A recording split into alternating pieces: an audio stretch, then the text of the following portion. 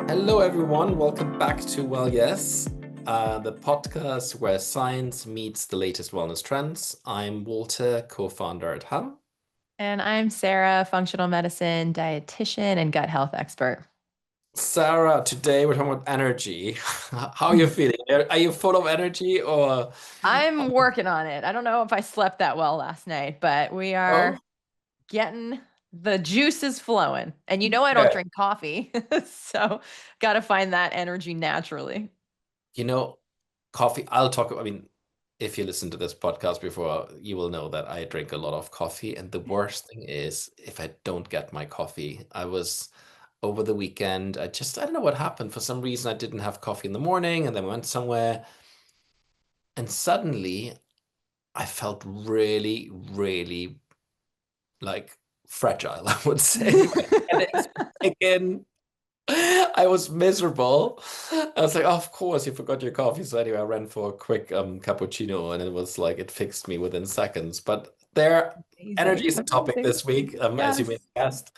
I love this topic. We like to spread good energy, but also today we want to unpack a little bit like what makes you energetic, what can you do, a few hacks when it comes to nutrition, but also other tips. So Sarah, what's your secret? Like the little fun fact about energy, like how do you combat fatigue? So it's not coffee. What No, is it? it's not coffee. And it changes for me. It's changed for me throughout my life. But in this season of my life, for me, it is taking naps and resting and not pushing myself too hard. I had a very intense season of doing so much and always like I was exercising intensely. I was working really hard. I was doing a lot. And I thought that rest was not productive. And I'm finding now in this moment, and what I need really deeply is to just close my eyes every once in a while to take like 20 to 40 minutes to just take a nap. And that really helps recharge me. And there's this beautiful book, and I've been wanting to share this with you because I just know you're gonna love this. This title is just so good. And it's called Rest is Resistance. I love it because it's like it's reclaiming your own body rhythms and I think it's pretty geared towards women, but like it's a resistance of the patriarchy, and taking your rest is really important as a woman, especially, wherever you're at in your cycle, to be able to say like, no, today I need to rest. Fair enough. And look, all of Spain goes Yeah. takes a siesta, and there's a good reason for that. I mean, they also have a different lifestyle. They go to bed later and all that. But power naps are fantastic. I do like also to work out actually when it comes to like getting my energy up. It's really Mhm. strange. Like when you feel, I would say in the morning, you're not like 100% and your energy is a bit low. It's quite hard to motivate yourself, but when you do it, the reward is so amazing. You get suddenly your endorphins are kicking in. Like I start singing when I do my little workouts with my music and all that. I can't sing. I sing, well, I can sing, but like I sing really poorly. So you don't want to be I stuck mean, next to as me. long as you're But having a good time. I'm having a good time, and I just think like it's so interesting when you get this sort of like your heart rate up, your energy starts flowing. I always combat like in addition, I love to work out just to get my energy up. Basically, it really Yeah. makes a big difference. But there's one thing that people often oversee when they suddenly feel tired, and it's hydration. So why don't we just start there? Because we think about nutrition in micronutrients or macronutrients, etc. But nutrition is so critical for energy. Oh, yeah. Tell us a little bit more about why hydration is Yeah. critical.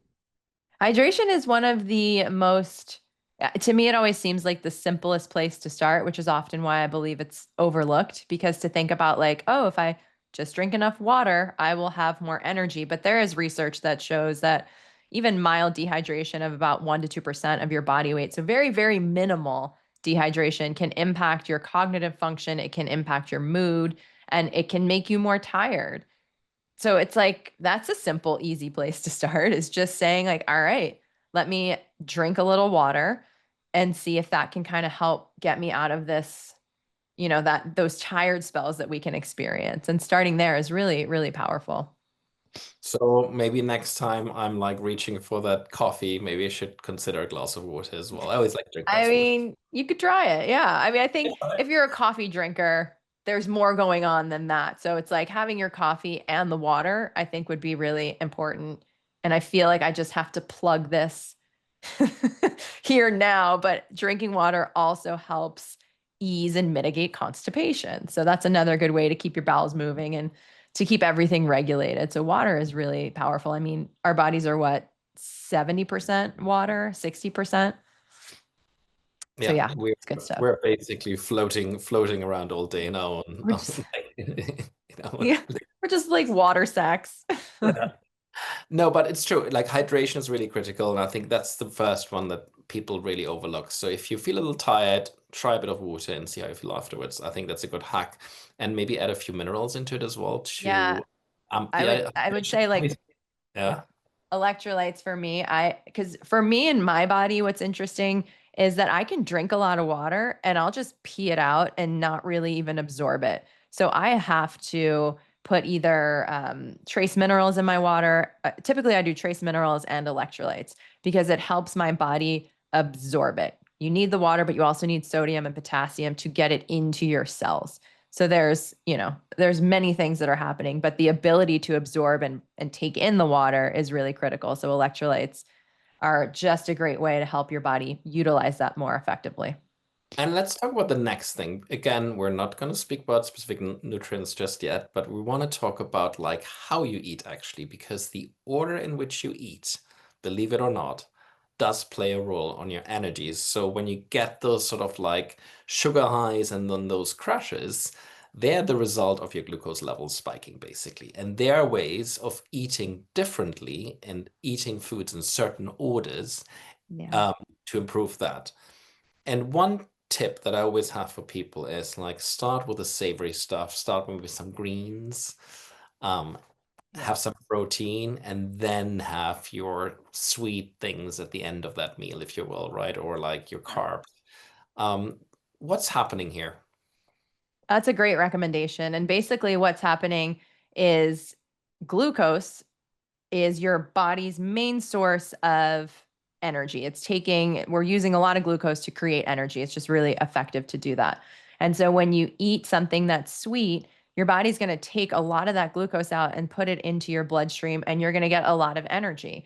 But it's not sustainable because then it crashes and you go on this hormonal wave of insulin pulling it down, and then you're tired. So you really want to create consistency. That's the most important thing.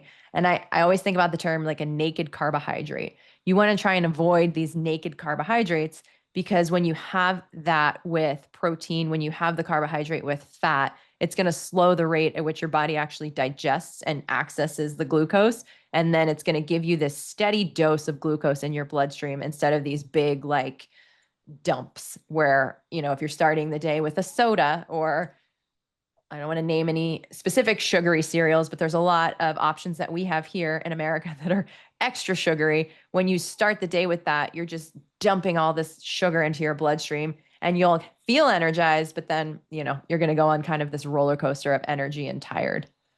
Yeah, and even like let's say you have a big meal, for example, right? Mm-hmm. How that feels. Again, another tip that we're having is like, how about moving after a meal? Because like just keeping things Yeah. moving, it helps your digestion as well. That's the best. And when you look at, like, if you ever, have you ever worn a glucose monitor? No, I haven't actually. Oh my gosh, I think you should totally try one of those because it's just so fascinating to see what your blood sugar is doing on a day-to-day basis. Obviously, this ties deeply into energy levels and being able to kind of regulate your appetite and hungers and cravings. But when you look at a glucose monitor, I should say, when I wore one of the most fascinating things to me was that movement directly after a meal really helped to stabilize my blood sugar. And there were certain things I would eat that it would spike it up. But when I walked, not run, not exercise, like nothing crazy, it's just we would have dinner and go for a walk. And that would keep the blood sugar really, really stable. And there's a lot of great research that backs that up too. But I always find like I can read all this research, but when I see it in real time in my body or in my client's body, I'm like, oh my God, there's that theory. in practice, like actually happening, it's really, really cool to see like, oh yeah, the body does actually respond to that in a positive way. Yeah, we have a very good expression here in Germany, or in Austria, which is like nach dem Essen sollst du ruhen oder 1.000 Schritte tun, which means that either after a meal you should take a nap, to your point earlier, or take 1,000 steps, basically. That's the recommendation. And there is a lot of wisdom in this, I would say. So, like, pay Yeah. attention to your energy levels and, like, maybe reward yourself with a nap or, take a 1,000 steps or a bit more after a meal because it really will help you Yeah. um, get your system going.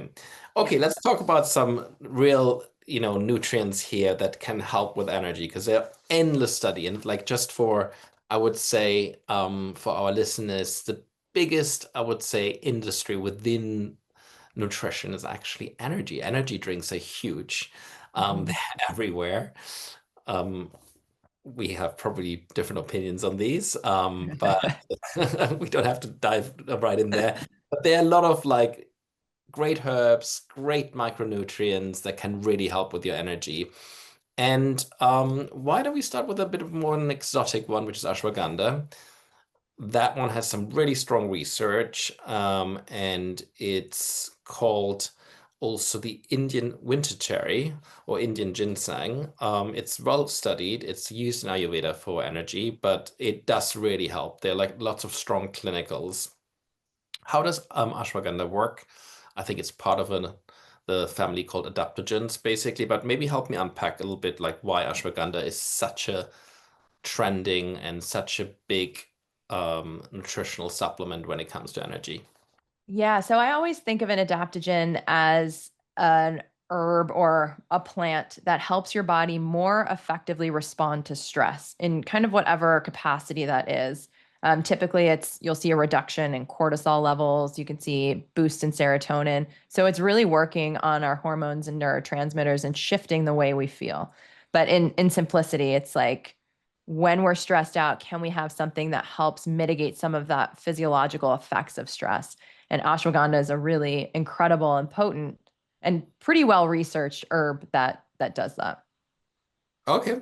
And there are other adaptogens. There's Rodeo rosea. There's ginseng, I believe. Astragalus, I believe, is one as well. Yeah, So there's there's so many. I think of um, cordyceps, lion's mane, those are also considered to be adaptogens. They help with immunity, but they're also playing a role in that the stress response. So your HPA axis is what is being activated during stressful times, and it helps kind of mitigate those effects. how about caffeine, which we do know is probably the most widely used energy supplement out there? What's your Yeah. So, okay, I like caffeine. I think it's fine when it's used in moderation. It does block, if you look mechanistically at what's happening in the body, it blocks adenosine, which creates that kind of tired feeling.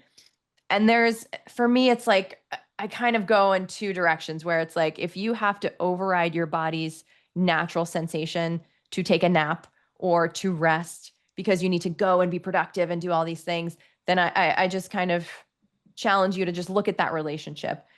However, coffee does have so many good benefits, and caffeine can be beneficial when it's used, like you're saying, like waking up in the morning, kind of getting your day started.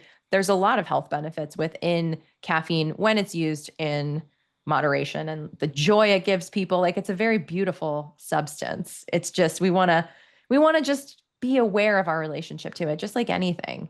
So that's my perspective on it. Yeah, and look, I'm a big fan. I just like the morning ritual, having a nice cup of coffee. But I never start with coffee. I Yeah. start groups in the morning, and then I have a tea, and then I have a coffee, basically. So I work my way towards my reward, if you will. But I'm a huge fan Yeah. of caffeine, and it is really widely used, and there's a good reason for that. It really helps you like focus. It increases your energy levels. Obviously, if you're like taking an exam, for example, it can help you as well with your mental alertness and all that. So lots of benefits there. Yeah. I And typically run anxious. Like that's just my kind you of get you get all vibe. jittery, basically. Yeah, I'm already like coming in hot most of the time. So for me, it just tips the scale a little bit too much and it's uncomfortable to be in my body, I'm sure, once I regulate my nervous system and We're out of, this construction project. Maybe coffee and I can have another go at it. But I do love like coffee yogurt and coffee ice cream, like tiramisu gelato. That's my favorite. So like I love coffee, but in this anxious body, not always the best. Well, you would. I don't want to rub it in, but I went to Florence over the weekend Oh, because I obviously love in Florence. in Europe right now, and it was just phenomenal. I forgot how beautiful the place was, and the tiramisu was out of this world. It was absolutely fantastic. Oh, And they have yes. very, very, very good coffee there. I Um, love Florence.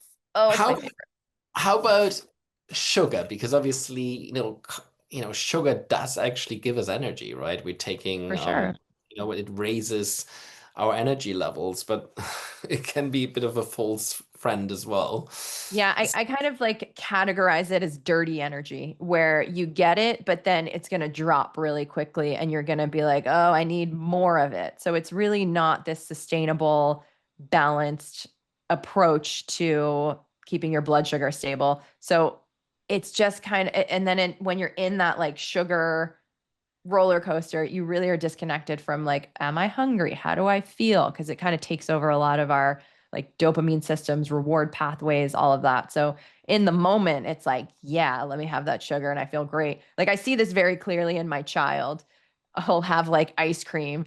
We got him ice cream yesterday and we were downtown in Philadelphia and we're walking through the streets and he was just like like literally, not even figuratively, bouncing off the walls and like he would run into a wall and be like, ugh, and like twirl in a circle and then people were walking and he'd be like and like messing with all the people on the street and it was just and it doesn't last that long. It's like a 20-minute thing and then he gets really cranky.